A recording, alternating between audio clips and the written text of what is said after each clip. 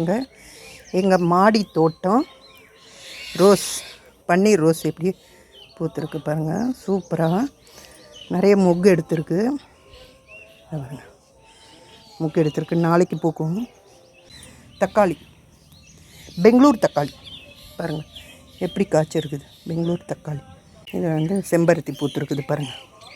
சூப்பராக எல்லாமே நான் கட்டி வச்சுருக்கேன் பாருங்கள். எல்லாம் என்னுடைய வேலை தான், நானே செய்வேன் எல்லா தோட்ட இதெல்லாம் பாருங்கள். எதுவும் விதை வாங்கியே நடலை. எல்லா செடிக்கும் இந்த பதார்த்த கழிவுலாம் எடுத்துன்னு வந்து போடுவோம் இல்லைங்களா, அதில் வந்தது தான் எல்லாமே. அந்த இதில் வந்ததை நான் எடுத்து நட்டு விட்டு, இப்போ இது பூசணிக்காய் செடி கூட அந்த மாதிரி வந்தது தான். இதில் கூட நிறைய பிஞ்சு விட்ருக்கு பாருங்கள். பிஞ்சு விட்ருக்கு, நிறைய பிஞ்சு விட்ருக்கு. மல்லிச்செடி மொக்கு எடுத்துருக்குது பாருங்கள். மல்லிச்செடி மொக்கு எடுத்துருக்கு. ரோஸு, இது ஒரு ரோஸு நிறைய மொக்கு எடுத்துருக்குது. பூச்சி அடித்தது இப்போ நிறைய விட்டு இதை பாருங்க மொக்கு, இதெல்லாம் நிறைய மொக்கு எடுத்துருக்கு, துளுக்குது. ஜாதி மல்லி பாருங்கள், இது ஜாதி மல்லி. மல்லி பாருங்கள், மல்லி மொட்டு நிறைய எடுத்துருக்குது. ஜாதி மல்லி இப்போ தான் நிறைய மொக்கு எடுக்குது. செம்ம வாசனையாக இருக்குதுங்க இது பூக்க சொல்ல, அவ்வளோ ஒரு வாசனை.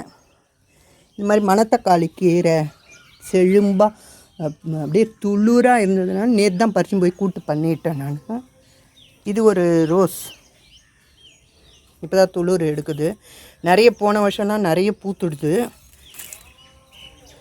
பூத்துட்டு இப்போ வந்து இப்போ தான் நிறைய மொக்கு எடுத்துரு துளுக்குது, துளுத்து மொக்கு எடுக்குது.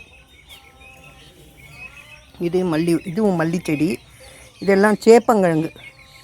நான் வந்து பதார்த்த கழிவுங்கள் போட்டேன் இல்லையா, அதில் முளைச்சி வந்தது தக்காளி செடி. இதுவும் ஒரு எலுமிச்சை. இது வந்து இந்த பூ வந்து நித்திய கல்யாணி. இதுவும் ஜாதி மல்லி செடி தான். ஒரு பூ பூத்துருக்குது பாருங்கள், சூப்பராக. இது வந்து ரோஸ் கலர் அரளிப்பூ. செம்பருத்தி பூச்சி அடித்து இப்போ தான் இது முளைச்சி வந்துருக்குது. மயில் தெரியுதுங்களா, அழகாக நடந்து போகுதுங்க பாருங்கள். மயில், நிறைய மயில் இருக்குது பாருங்கள். போகுது